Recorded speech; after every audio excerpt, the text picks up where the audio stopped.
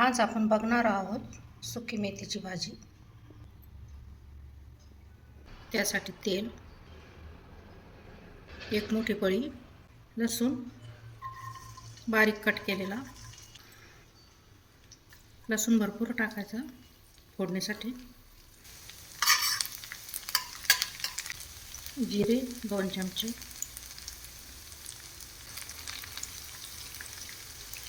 लसूण थोडासा लालसर होऊन द्यायचा।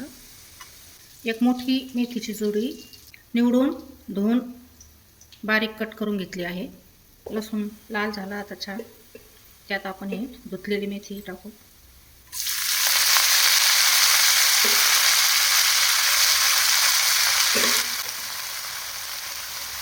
परतून घ्यायची।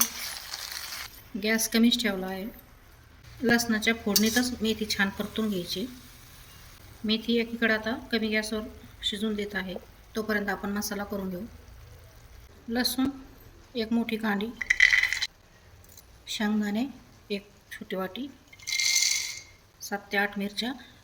भाजी तिखट बनवत आहे त्यामुळे तुम्ही तुमच्या आवडीनुसार कमी जास्त करू शकता। चवीनुसार मीठ।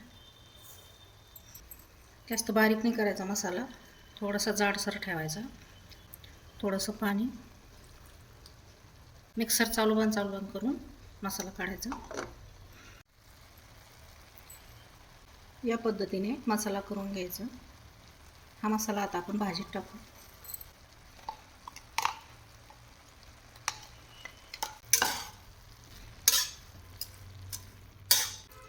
मसाला छान मिक्स करून घ्यायचा भाजीत। मिक्सरच्या भांड्यात एवढं पाणी टाकून मसाला काढून घ्यायचा भांड्यातलं, आणि हे पाणी भाजीत टाकायचे एवढे।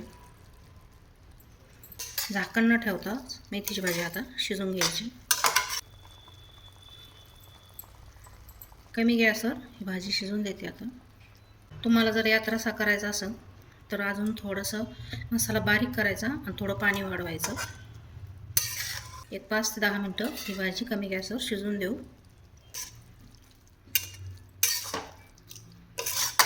7 ते 8 मिनिट झाली, भाजी बघत आहे।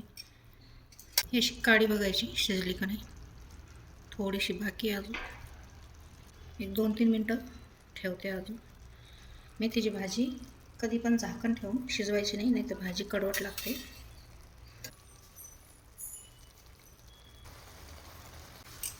तर तयार आहे आपली मेथीची भाजी।